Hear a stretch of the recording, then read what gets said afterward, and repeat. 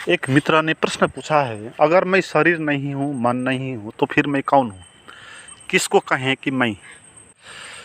Interesting प्रश्न है, क्योंकि अगर मैं शरीर नहीं हूँ, मन नहीं हूँ, तो कुछ भी बचा नहीं, तो फिर मैं क्या हूँ और किसको कहूँ कि मैं? मगर इसमें भ्रांति क्या है, इसको समझना चाहिए।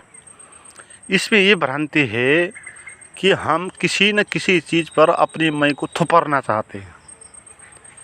हमको ये लगता है कि मैं होना ही चाहिए, या शरीर होना चाहिए, या मन होना चाहिए, या आत्मा होना चाहिए, कुछ न कुछ होना चाहिए मैं जैसा, जिसको मैं कहूँ। अगर कुछ भी आपको नहीं दे थोपारने के लिए, तो आप चौंक जाएंगे। आप ये कहेंगे, तो फिर क्या बात हो गई, कोई न कोई तो मैं होना चाहिए।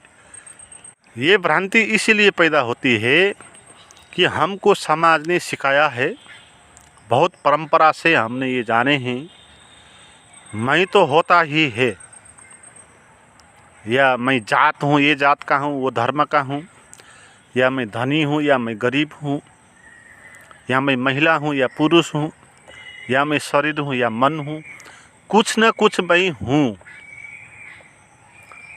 ये होना ही चाहिए। अगर मैं हूँ ही नहीं तो क्या बात हो गया फिर तो संसार ही नहीं है, कुछ भी बचा नहीं, तो शून्य हो गया। ऐसा कैसे हो सकता है? हमको ये लगता है। इसलिए हम लगातार निर्देशित है इस बात से, किसी न किसी बिंदु को खोजने के लिए, ताकि उसको मैं कह सकूं। समाज में उसी बिंदु को खोजने वाले लोग होते हैं। कोई कहता है मैं धनी हूँ, वो अपने धन को दिखाता है और कहता है, देखो भाई मैं कौन हूँ, इतना धनपति हूँ। कोई ढूंढता है पद को, बड़े पद पर पहुँचता है और फिर कहता है, देखो भाई मैं कौन हूँ, मैं ये बड़ा पद पर मंत्री हूँ, प्रधानमंत्री हूँ। अगर उनको कह दे ये तो बाहरी बात है, ये तो तुम नहीं हो, ये तो तुम्हारा पोजीशन है, तुम्हारी अवस्था है, असल में तुम कौन हो? फिर वो कहेगा कि मैं ये शरीर हूँ। उससे पहले कहेगा कि मैं ये धर्म का हूँ, ये जात का हूँ, या भक्त हूँ, या अहम ब्रह्मास्मि कहेगा, या मैं भगवान हूँ, इस तरह कहेगा। कुछ नहीं बचेगा उसके पास मैं कहने के लिए। तो वो अपने शरीर को मैं कहने लगेगा, ये शरीर मैं हूँ। वो भी खिसका दे कोई गुरु, वो भी कह दे कि तुम शरीर नहीं हो, शरीर तो प्रकृति का है, तुम्हारे माँ बाप से पैदा हुआ है, तुम कैसे हो सकते हो? फिर वो कहेगा मन हूँ। फिर कोई गुरु बता दे कि तुम मन भी नहीं हो, मन तो समाज का है, समाज से आया हुआ है, तुम्हारे अंदर डाउनलोड हुआ है, जिस समाज में तुम पैदा हुए हो। तो फिर मैं कहने के लिए कुछ बचा ही नहीं, तो फिर मैं कौन हूँ? किसको कहे मैं? असल में मैं किसी को कहना नहीं है, यही तो भ्रांति है ना। हम किसी न किसी बिंदु को खोज रहे हैं ताकि मैं कह सके उसको। और ये बात हमने कहाँ से सीखी? क्या ये सत्य है? हो सकता है कि कोई ऐसा बिंदु, चाहे शरीर हो, चाहे मन हो, चाहे परिवार हो, चाहे धर्म हो, चाहे पद प्रतिष्ठा हो, चाहे रंग हो, चाहे लिंग हो, कोई एक ऐसा बिंदु होता है जिसको हम मैं कहते हैं। क्या ये सच है? ये सच नहीं है। कोई भी ऐसा एक बिंदु नहीं है जिसको हम मैं कह सकें। इस बिंदु की खोज ही भ्रांति है, ये गलत मान्यता में आधारित है। तो आपको मैं कौन हूँ ये कहना नहीं है, आपको किसी बिंदु पर अपने मैं को थोपर के उसको मैं हूँ कहना नहीं है। आपके भीतर जो मैं है वो खुद को ही उसको पता है कि वो है। आपके भीतर जो साक्षी है वो ही बता देगा कि आप कौन हो। वो बोधमय है ना, वो बोध है, वो होश है। मैं कौन हूँ का कोई उत्तर नहीं होगा, कोई बिंदु नहीं होगा। मगर जब आपको अनुभव होगा, जब आप साक्षी में जाएंगे, अपने भीतर निर्विचार अवस्था में जाएंगे, तो वहाँ आप प्रकाशित हो जाएंगे। आपके भीतर अवेयरनेस जगेगा और वो अवेयरनेस खुद ही जानेगा कि वो कौन है। आपको किसी चीज़ पर थोपरने की आवश्यकता नहीं है। आपको न शरीर पर थोपरने की आवश्यकता है, आपको न मन पर थोपरने की आवश्यकता है। और ये आपका मन है जो अपने मैं को खोज रहा है। बात अनूठी है।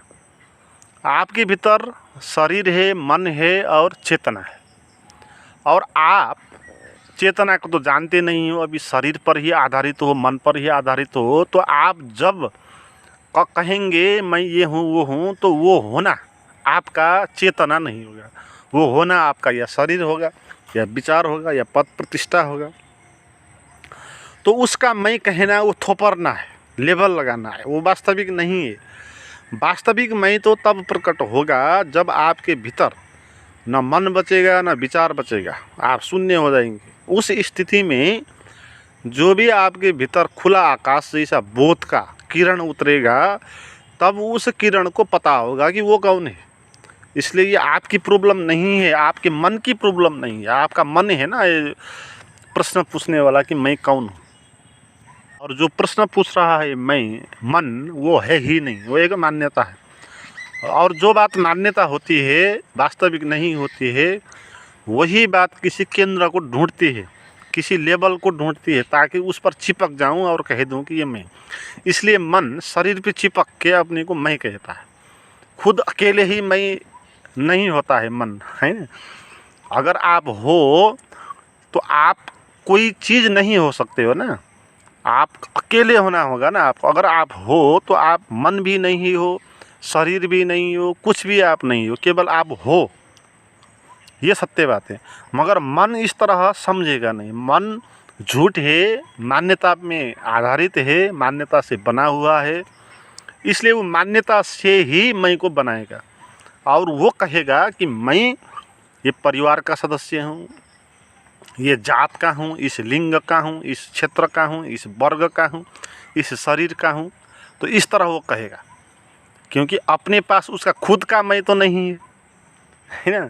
तो जिसके पास खुद का मैं नहीं होता, वही किसी दूसरे पर चिपक के अपने को मैं कहता है।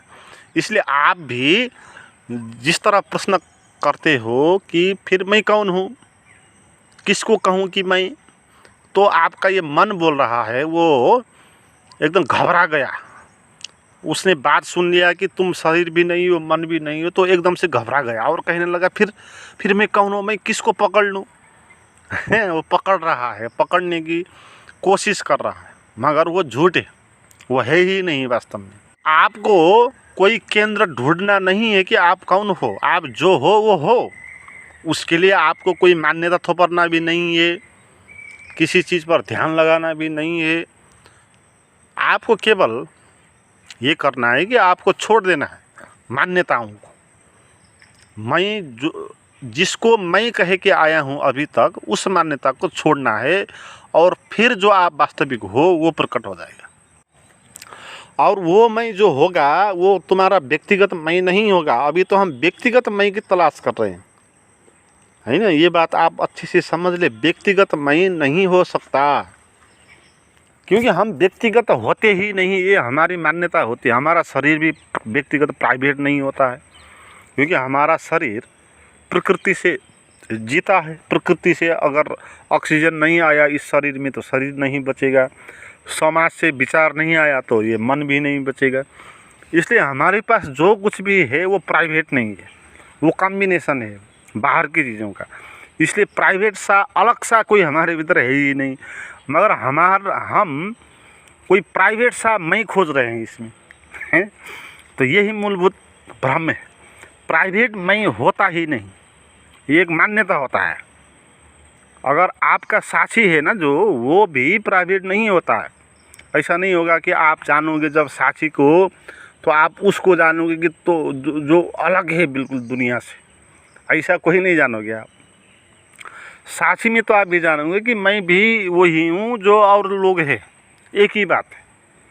दूसरे के भीतर जो है बैठा हुआ, पेड़ के भीतर जो है एनर्जी जो ऊपर उठी हुई है, मेरे भीतर वही एनर्जी है, अलग एनर्जी नहीं है। इसलिए मैं का अर्थ कोई प्राइवेट नहीं होगा। इसलिए कहते हैं ना परमात्मा सर्वव्याप्त है। इसका अर्थ क्या है? साक्षी में आप परमात्मा को जानते हैं। परमात्मा का अर्थ होता है जो सभी जगह फैला हुआ है, वो पर्सनल नहीं है। आपके भीतर कुछ अलग सा परमात्मा नहीं है। आप उसी परमात्मा को जानोगे तो सभी तरह फैला हुआ है। अगर आप सागर में जाते हो, स्विमिंग करते हो सागर में, तो वहाँ पर आप कोई प्राइवेट सागर को अनुभव नहीं करते, आप उसी सागर को अनुभव करते हो, चारों तरफ फैला है। दूसरे लोग भी उसमें कूदेंगे तो वो भी उसी सागर को अनुभव करेंगे, तीसरे लोग भी उसी, तो सभी लोग सागर को अनुभव तो करेंगे मगर उनका प्राइवेट सागर वहाँ नहीं होगा, वहाँ एक ही सागर होगा जो चारों तरफ फैला हुआ है। और सागर की तो सीमा है, वो तो भौतिक है, परमात्मा की कोई सीमा भी नहीं, वो भौतिक भी नहीं है, इसलिए परमात्मा तो सभी जगह पर फैला हुआ है। तो आप जब मैं कौन हूँ ये जानेंगे तो आप अकेला कुछ अलग मैं को नहीं जानेंगे, आप उसी सागर को जानेंगे जहाँ पर आप जीते हो।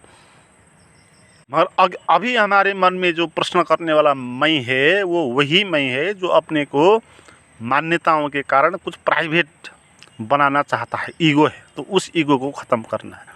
और ये बात मन में लानी नहीं कि फिर मैं कौन हो गया, फिर क्या करूं, आपने कुछ करना नहीं है, वो तो है ही। परमात्मा पाने के लिए आप कुछ कर नहीं सकते, परमात्मा तो है ही, वो तो जब अपनी मान्यताओं को आप तोड़ेंगे तो उसके साथ आपका मिलन हो जाएगा, उसका अनुभव आप कर लेंगे।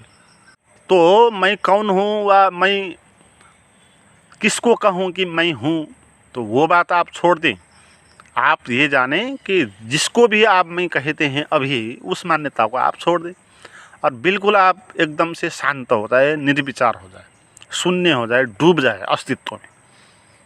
जैसे नींद में आप चले जाते हो, नींद में आप स्वप्न देखते हो, ध्यान में आप जागेंगे और एक गहरे अंधकार में आप प्रवेश करेंगे जो चारों तरफ एकदम फैला हुआ है और होश से भरीपूर्ण है।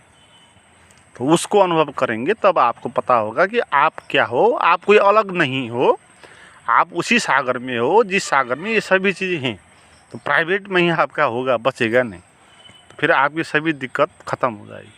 मित्रों, इस तरह के ध्यान करने के लिए आपको कुछ प्राइवेट गाइडेड मेडिटेशन मेरे पास हैं, उनको प्राप्त करना चाहते हैं तो मुझे चैट कर सकते हैं। उसका नंबर और लिंक व्हाट्सएप का डिस्क्रिप्शन में दिया हुआ है।